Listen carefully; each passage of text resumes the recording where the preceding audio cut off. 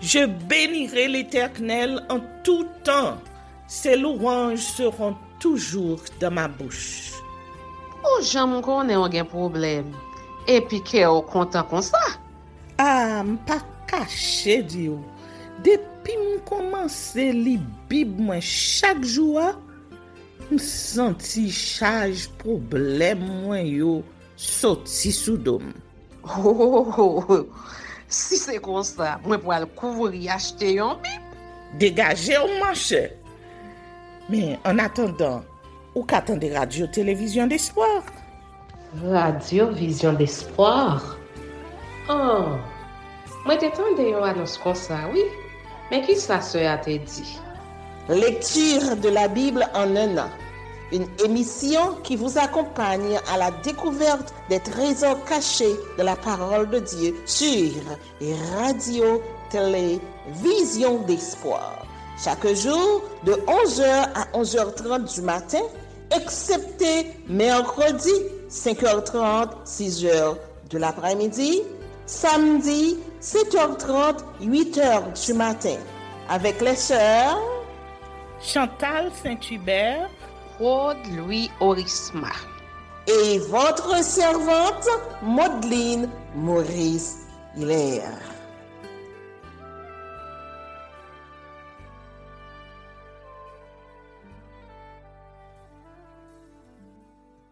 Saint-Esprit de Dieu, fais-nous la grâce de jouir de ta présence durant cette lecture qui enseigne, convainc, corrige, instruit et qui sauve. Au nom de Jésus. Amen.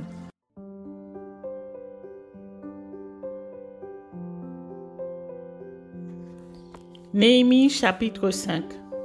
Plainte du peuple contre la cupidité des grands, intervention et désintéressement de Néhémie. Il s'éleva de la part des gens du peuple et de leurs femmes de grandes plaintes contre leurs frères les Juifs. Les uns disaient, « Nous, nos fils et nos filles, nous sommes nombreux, qu'on nous donne du blé afin que nous mangions et que nous vivions. » D'autres disaient, « Nous engageons nos champs, nos vignes et nos maisons pour avoir du blé pendant la famine. » D'autres disaient, « Nous avons emprunté de l'argent sur nos champs et nos vignes pour le tribut du roi. Et pourtant notre chair est comme la chair de nos frères, nos enfants sont comme leurs enfants, et voici nous soumettons à la servitude nos fils et nos filles, et plusieurs de nos filles y sont déjà réduites. Nous sommes sans force, et nos champs et nos vignes sont à d'autres. » Je fus très irrité lorsque j'entendis leurs plaintes et ces paroles-là. Je résolus de faire des réprimandes aux grands et aux magistrats. Et je leur dis, « Quoi? Vous prêtez à intérêt à vos frères? » Et je rassemblai autour d'eux une grande foule. Et je leur dis, « Nous avons racheté selon notre pouvoir nos frères les Juifs vendus aux nations, et vous vendriez vous-même vos frères, et c'est à vous qu'ils seraient vendus? » Ils se turent, ne trouvant rien à répondre. Puis je dis, « Ce que vous faites n'est pas bien. Ne devriez-vous pas marcher dans la crainte de notre Dieu pour n'être pas insultés par les nations, nos ennemis? Moi aussi, et mes frères et mes serviteurs, nous leur avons prêté de l'argent et du blé. Abandonnons ce qu'ils nous doivent. Rendez-leur donc aujourd'hui leurs champs, leurs vignes, leurs oliviers et leurs maisons, et le centième de l'argent du blé, du mou et de l'huile que vous avez exigé d'eux comme intérêt. » Ils répondirent, « Nous les rendrons, et nous ne leur demanderons rien, nous ferons ce que tu dis. » Alors j'appelai les sacrificateurs devant lesquels je les fis jurer de tenir parole. Et je secouai mon manteau en disant, « Que Dieu secoue de la même manière hors de sa maison et de ses biens tout homme qui n'aura point tenu parole, et qu'ainsi cet homme soit secoué et laissé à vide. » Toute l'assemblée dit, « Amen. » On célébra l'Éternel et le peuple tint parole. Dès le jour où le roi m'établit leur gouverneur dans le pays de Juda, depuis la 20e année jusqu'à la 32e année du roi Artaxerxès, pendant 12 ans, ni moi ni mes frères n'avons vécu des revenus du gouverneur. Avant moi, les premiers gouverneurs accablaient le peuple et recevaient de lui du pain et du vin, outre 40 cycles d'argent. Leurs serviteurs même opprimaient le peuple. Je n'ai point agi de la sorte par crainte de Dieu. Bien plus, j'ai travaillé à la réparation de cette muraille et nous n'avons acheté aucun champ. Et mes serviteurs, tous ensemble, étaient à l'ouvrage. J'avais à ma table 150 hommes, juifs et magistrats, outre ceux qui venaient à nous des nations d'alentour. On m'apprêtait chaque jour un bœuf, 6 moutons choisis et des oiseaux, et tous les 10 jours, on préparait en abondance tout le vin nécessaire. Malgré cela, je n'ai point réclamé les revenus du gouverneur, parce que les travaux étaient à la charge de ce peuple. Souviens-toi favorablement de moi, ô mon Dieu, à cause de tout ce que j'ai fait pour ce peuple.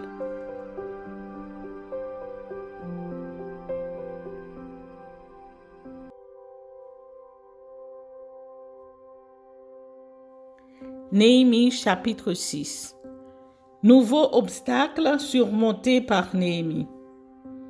Je n'avais pas encore posé les battants des portes lorsque Sanballat, Tobija, Geshem, l'Arabe et nos autres ennemis apprirent que j'avais rebâti la muraille et qu'il n'y restait plus de brèche.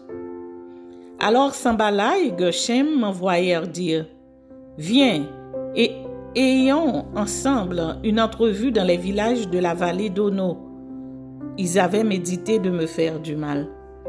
Je leur envoyai des messagers avec cette réponse. « J'ai un grand ouvrage à exécuter et je ne puis descendre.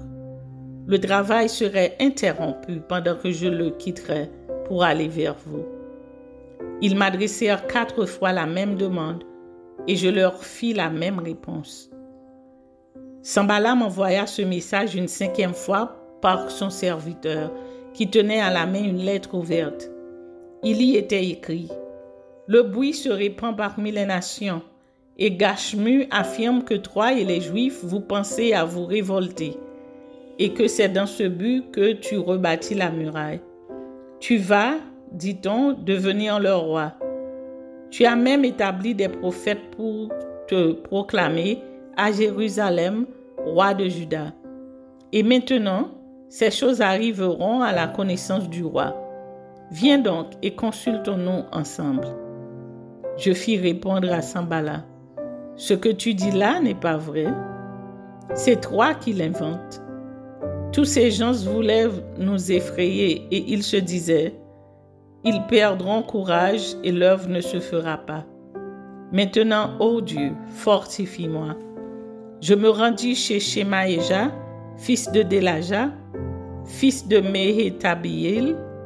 Il s'était enfermé et il dit « Allons ensemble dans la maison de Dieu, au milieu du temple, et fermons les portes du temple, car ils viennent pour te tuer, et c'est pendant la nuit qu'ils viendront pour te tuer. » Je répondis « Un homme comme moi, prendre la fuite?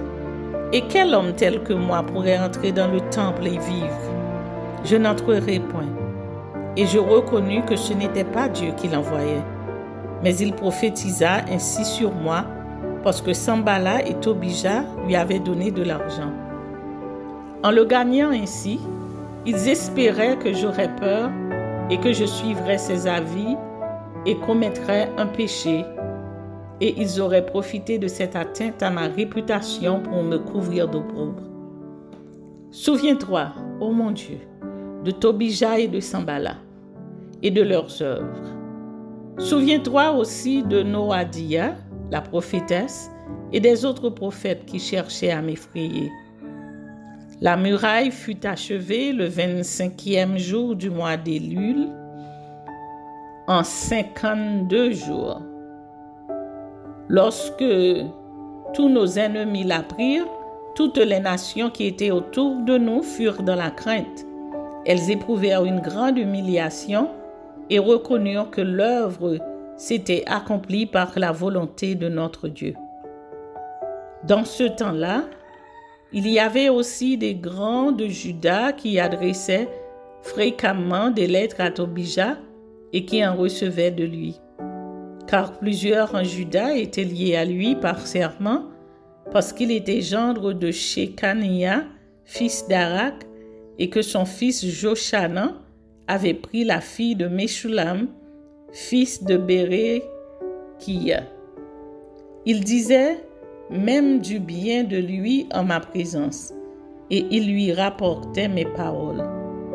Tobija envoya des lettres pour m'effrayer.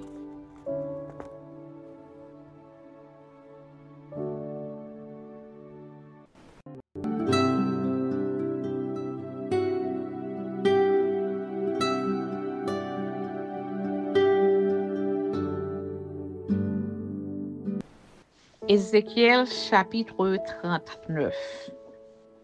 Et toi, fils de l'homme, prophétise contre Gog.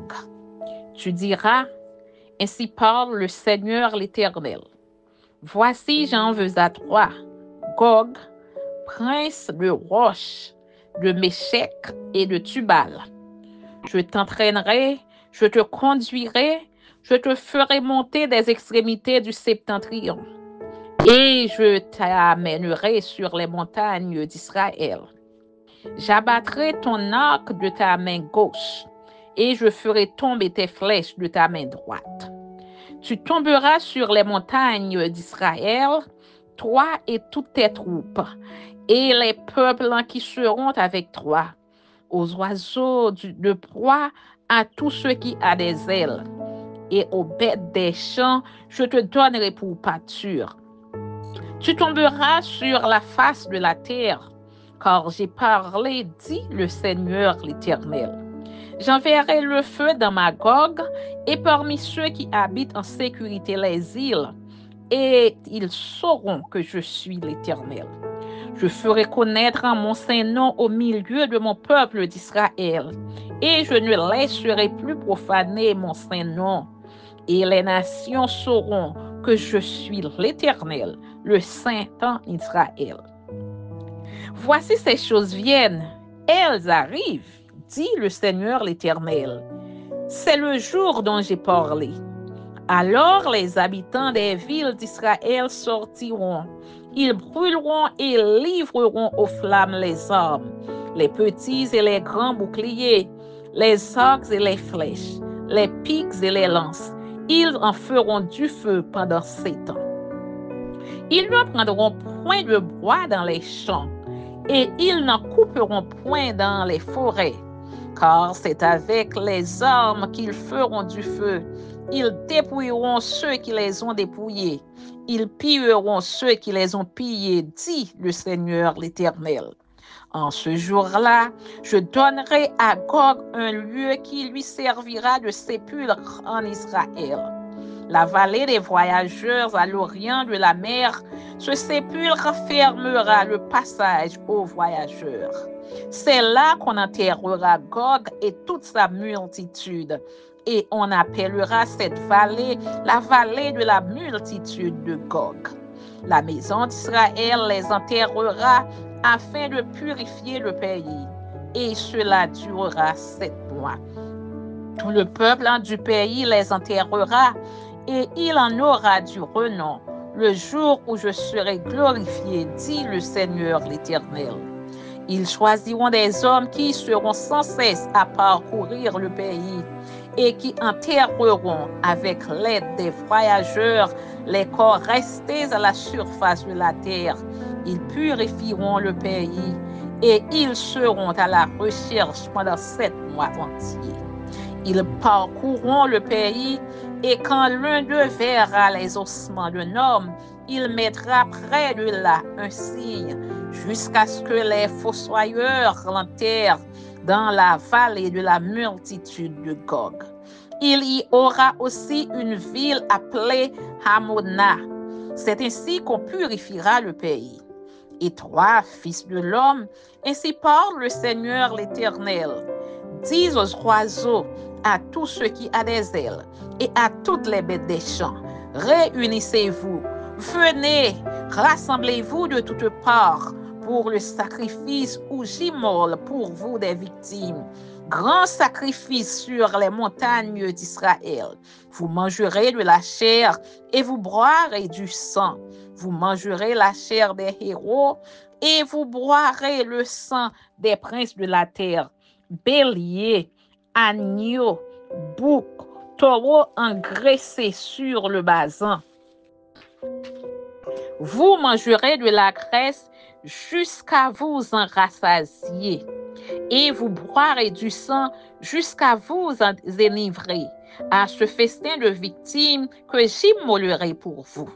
Vous vous rassasierez à ma table de la chair des chevaux et des cavaliers, de la chair des héros et de tous les hommes de guerre, dit le Seigneur l'Éternel. Je manifesterai ma gloire parmi les nations, et toutes les nations verront les jugements que j'exercerai et les châtiments dont ma main les frappera. La maison d'Israël saura que je suis l'Éternel, son Dieu, dès ce jour et à l'avenir. Et les nations sauront que c'est à cause de ces iniquités que la maison d'Israël a été conduite en captivité, à cause de ses infidélités envers moi. Aussi, je leur ai caché ma face et je les ai livrés entre les mains de leurs ennemis, afin qu'ils périssent tous par l'épée. Je les ai traités selon leurs souillures et leurs transgressions, et je leur ai caché ma face. C'est pourquoi ainsi parle le Seigneur l'Éternel. Maintenant, je ramènerai les captifs de Jacob.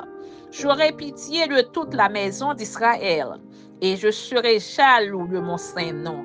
Alors ils oublieront leur opprobre et toutes les infidélités qu'ils ont commises envers moi lorsqu'ils habitaient en sécurité leur pays et qu'il n'y avait personne pour les troubler.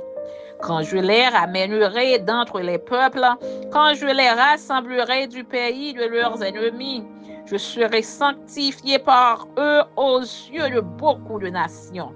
Et ils sauront que je suis l'Éternel leur Dieu, qui les avait emmenés captifs parmi les nations et qui les rassemble dans leur pays.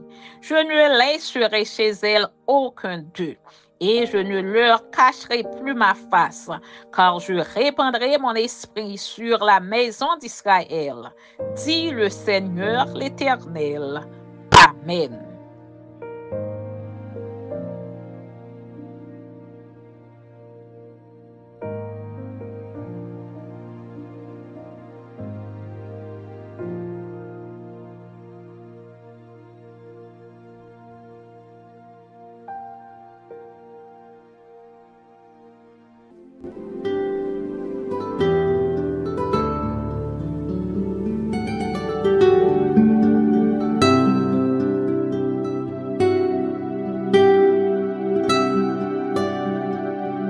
Merci Seigneur de nous donner le discernement dans la lecture de ta parole, que nous y prêtions attention afin d'appliquer notre cœur à la sagesse. Amen. Que celui qui a des oreilles pour entendre, entende, et que celui qui lit fasse attention.